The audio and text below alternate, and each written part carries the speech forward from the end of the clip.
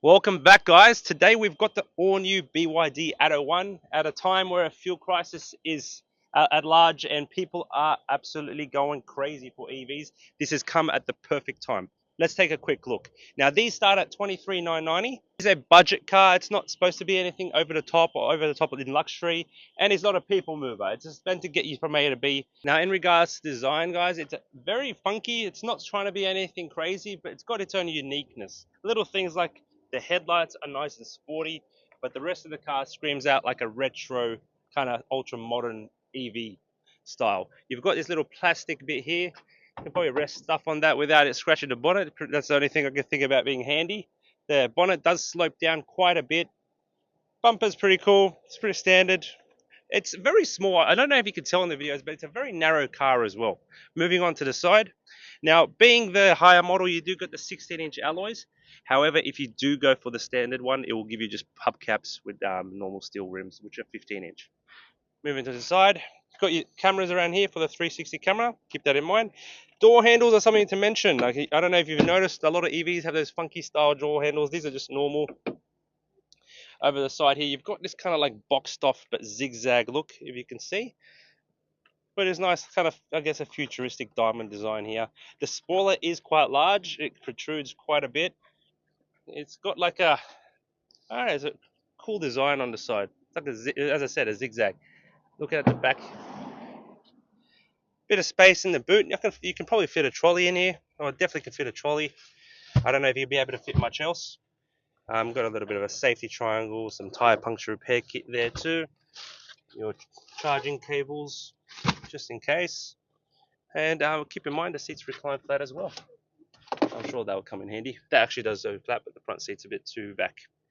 Little handle here to close it too. In the back, keep in mind the front seat is quite back. I'm pretty comfortable in here, but I don't imagine being in this car for too long. It's kind of a car that you're probably, as I said before, you wouldn't want to go on a road trip in. Seats are nice. They've got this kind of, you know, leather feel. It's a vegan leather, believe it or not, so you can actually eat this if you want. I don't think so. It's just yeah, it's got a nice perforated look. It's a four-seater, not a five-seater. Just keep in mind. So that might be one of the main points why someone wouldn't buy this car, being a four-seater. I'm actually interested as to why they didn't make a five-seater. I don't think it'll be comfortable. Don't get me wrong, but Hey, who likes sitting in the middle anyway? we are inside the car. What I like about this car is everything makes sense and it has all the features that you need. It's nothing over the top. The steering wheel has all the controls that you need, and there are physical buttons, as you can see.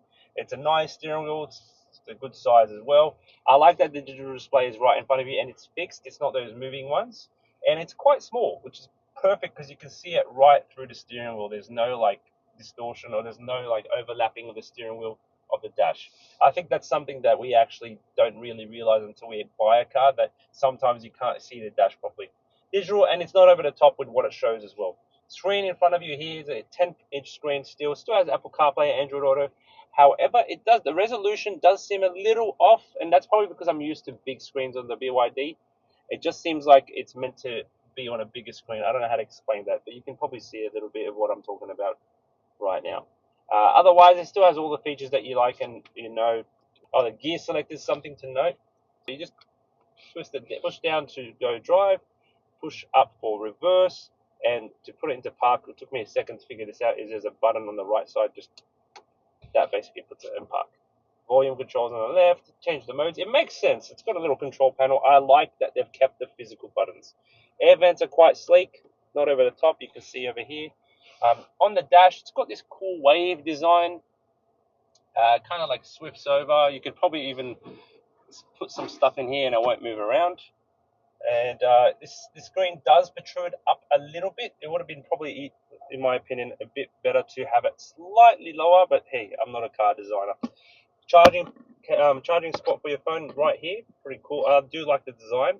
However, I would have liked to see the air vent that I see in most cars these days, or even the other BYDs, to cool it down, because when I charge my phone wirelessly, it just heats up so bad. I just want to stop using it. Cup holder's still here. It does have a little compartment at the bottom here with USB-Cs and a normal USB. It does come in handy, in my opinion. Plenty of room for such a small car. They have maximized on the space. Now you still have a glove box, which is decent size as well. Overall, Got plenty of room on the door cards as well. Blacked out ceiling, which I always notice and I do like. Other than that, it's pretty cool. The seats are nice. They've got a little sporty kind of look to them with the little perforation and a little bit of a air vent kind of thing behind here. Now here we are, the most important part of the car. When it comes to buying this car, this is why you're buying it. For an EV, this premium model comes with 115 kilowatts, while the standard one comes with 65. That is a big difference. To be honest, when I looked at that, I had to check it twice just to make sure it was correct. The mileage on this car, you get to 310 kilometers as opposed to 220 on the standard. In my opinion, for the 27,990 that this comes from, I would much rather buy this over the standard just because of that. Apart from the wheels and all the little extra bits, aesthetic looks, obviously that helps, but this is the main part, and I would definitely go for the premium. Well, what do you think? It's very punchy. It actually has quite a bit of power for such a small car. Obviously being light, 115 kilowatts. Definitely gives you a bit of pickup, especially when you initially put your foot on the pedal. And I've heard other people describe it this way, but it feels like a go-kart, which it really does.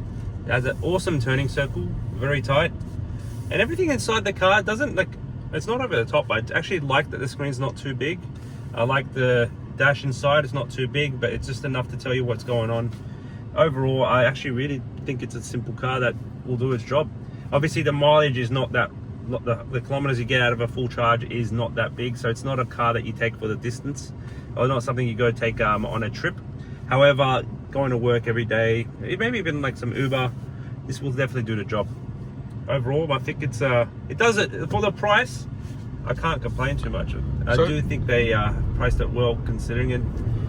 Yeah, it's quite zippy. Can you feel that? Yeah, it's pulling me back in my seat. Yeah, it's quite annoying. Yeah, Stop doing that. No, it definitely does have a bit of punch. It's actually kind of fun. I don't know how to describe it.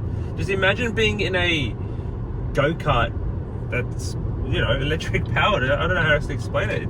And just to give you a comparison, like this is the back. They're quite spacious. Would you say big as a Toyota Corolla? Probably a little bit smaller than a Corolla. I'd say Yaris. So in between Yaris and Corolla. Yeah, that's what I was thinking. This is a 4-seater, so it's not a 5-seater.